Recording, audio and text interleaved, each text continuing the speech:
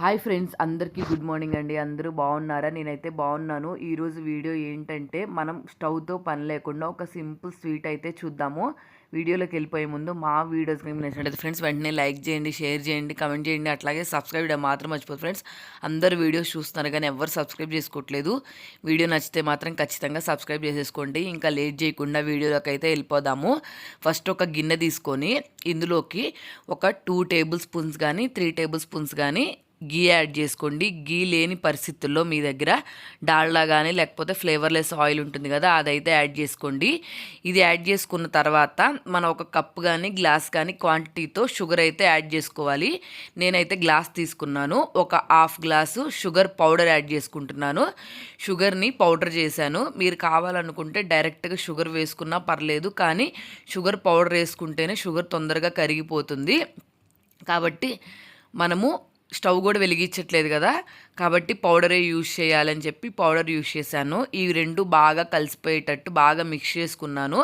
దీని తర్వాత మనము ఏ కప్పుతో అయితే ఏ గ్లాస్తో అయితే పంచదార తీసుకున్నామో దాంతో శనగపిండి అయితే యాడ్ చేసుకోవాలి. నేనేం చేశానంటే నాకు షుగర్ కన్సిస్టెన్సీ కొంచెం తక్కువ కావాలనుకున్నాను, అందుకని ఒక 2 టేబుల్ స్పూన్స్ ఎక్స్ట్రా శనగపిండి అయితే యాడ్ చేశాను. మీరు కూడా అంతే, కావాలనుకుంటే షుగర్ క్వాంటిటీ తగ్గాలన్నా ఎక్కువ అవ్వాలన్నా పెంచుకోండి. నేనైతే కప్పు కరెక్ట్గా చెప్పాను.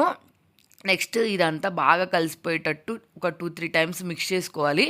ఎందుకంటే మనం స్టవ్ వెలిగించట్లేదు కదా, పంచదార అనేది వేడి తగలక పాకంలాగా రాదు. అందుకని చెప్పి ఒక 2-3 టైమ్స్ బాగా శనగపిండితో ఇట్లా మిక్స్ చేసుకున్నాం అనుకోండి, బాగుంటుంది. నెక్స్ట్ ఇట్లాగ రావాలన్నమాట శనగపిండి.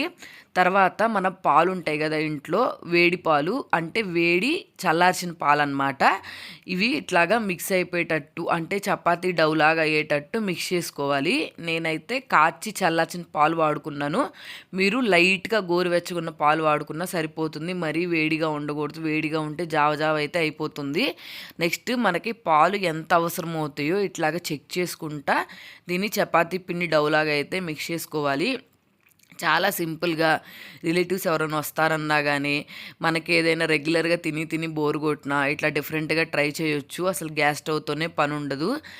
మీరు ఈ శనగపిండి ప్లేస్లో పుట్నాల పొడి అంటే మనం ఏంచిన శనగపప్పు ఉంటాయి కదా, పుట్నాల పొడి అంటారు, ఏంచిన శనగపప్పు పొడి, ఇదైనా మిక్సీ చేసి యాడ్ చేసుకోవచ్చు. కంప్లీట్గా శనగపిండి స్కిప్ చేసేసి అది యూజ్ చేసుకోవచ్చు. మరీ డైరెక్ట్గా అదే కాకుండా పల్లీల పొడి పుట్నాల పొడి రెండు కొంచెం కొంచెం యాడ్ చేసుకునైనా ఈ కన్సిస్టెన్సీలో చేసుకోవచ్చు. టేస్ట్ అయితే చాలా బాగుంది. ఇప్పుడు ఇలా మొత్తం డౌలా కలిపేసుకున్న తర్వాత చేతికి నూనె కానీ నెయ్యి కానీ ఏదో ఒకటి రాసేసుకొని ఇట్లాగా చిన్న చిన్న బాల్స్ లాగా చేసుకున్నామంటే అప్పటికప్పుడు ఇన్స్టెంట్గా గ్యాస్ లేకుండా స్వీట్ అయితే రెడీ అయిపోతుంది. టేస్ట్ అయితే సూపర్గా ఉంది, నాకు బాగా నచ్చింది. ఎందుకంటే నేను కొంచెం స్వీట్స్ తింటాను, ఎప్పుడు తినే స్వీట్సే తిని బోరు కొట్టిద్ది కదా, కాబట్టి డిఫరెంట్గా ఉంది స్వీట్ అయితే మాత్రం. లేకపోతే మీరు నెయ్యి కానీ నూనె కానీ రాసుకోపోతే ఈ లడ్డు అనేది పర్ఫెక్ట్గా రాదు. నెక్స్ట్ ఏంటంటే అతుక్కుపోతుంది బాగా, కాబట్టి అందుకని నెయ్యి కానీ లేకపోతే నూనె కానీ చేతులకు రాసుకొని లడ్డు చేసుకుంటేనే చాలా బాగుంటుంది. ఇంకోటి ఏంటంటే షుగరు తర్వాత స్లోగా కరుగుతుంది, లడ్డు అనేది జావగా అయినట్టు అయిపోతుంది. మనం ఎప్పుడైతే తింటున్నామో అప్పుడు ఇట్లా చేసేసుకున్నామంటే ఇన్స్టెంట్గా స్వీట్ అయితే రెడీ అయిపోతుంది. నేను ఫస్ట్ టైం చేశాను ఈ రెసిపీ, కానీ టేస్ట్ అయితే చాలా బాగుంది. మనము దీని ప్లేస్లో బెల్లము కూడా యాడ్ చేసుకోవచ్చు, కానీ బెల్లం కన్నా కానీ షుగర్ యాడ్ చేసుకుంటేనే టేస్ట్ బాగుంది. కాబట్టి మీరు కావాలంటే ఎక్కువ శాతము షుగర్ యాడ్ చేసుకోవడానికి ట్రై చేయండి, లేకపోతే బెల్లమైనా యాడ్ చేసుకోండి, మన ఇష్టము. చూసారు కదా, ఇట్లా వీటన్నిటిని లడ్డూల్లాగా చుట్టేసుకోవాలి. మనం ఒక కప్పు క్వాంటిటీకి ఒక 8-9 లడ్డూస్ అయితే వచ్చినాయి. మనకి కప్పుకి ఇంకా ఎక్స్ట్రా పెంచుకోవాలన్నా తగ్గించుకోవాలన్నా దాన్ని బట్టి చూసుకొని చెక్ చేసుకొని చేసుకుంటే సరిపోతుంది. ఒకసారి ట్రై చేయండి మీరు ఖచ్చితంగా, మీకైతే డిఫరెంట్గా తిన్న ఫీల్ అయితే వస్తుంది. నాకైతే అలాగే అనిపించింది. టేస్ట్ అయితే బాగుంది. ఒకసారి ఖచ్చితంగా ట్రై చేయండి. ఎప్పుడు రెగ్యులర్గా గ్యాస్ స్టవ్ మీద చేసి చేసి బోర్ కొడుతుంది. నెక్స్ట్ ఏంటంటే మనకి ఒక్కోసారి ఇన్స్టెంట్గా చుట్టాలు ఎవరైనా వస్తున్నారని అది కూడా గ్యాస్ అయిపోతుంది. ఇంట్లో ఏం చేయటానికి ఉండదు. మన ఇంట్లో హస్బెండ్ లేకపోయినా బయట నుంచి ఏ ఒకటి తెచ్చే వాళ్ళు ఉండరు. కాబట్టి అట్లాంటప్పుడు ఇన్స్టెంట్గా అయిపోవాలి, వాళ్ళకి ఇలా పెట్టిచ్చేసేయాలి అనుకుంటే ఒకసారి ట్రై చేసామంటే వాళ్ళకు కూడా ఏంది ఇది ఇట్లా ఉంది డిఫరెంట్గా అన్న ఫీలింగ్ కూడా అనిపించింది వాళ్ళకి. ఖచ్చితంగా ఒకసారి ట్రై చేయండి. నాకైతే తినిన తర్వాత భలే డిఫరెంట్గా ఉంది రెసిపీ అనిపించింది. ఆయిల్ ఉన్న చోటేమో అతుక్కోలేదు, ఆయిల్ లేని చోటేమో అతుక్కుంది. చూసారు కదా, ఇది పర్ఫెక్ట్గా చేయాలంటే ఆయిల్ కానీ గీ కానీ ఉంటే సరిపోతుంది. నేను తీసుకున్న పిండికి అన్నిటికీ మొత్తం 9 ఉండలు అయితే వచ్చినాయి.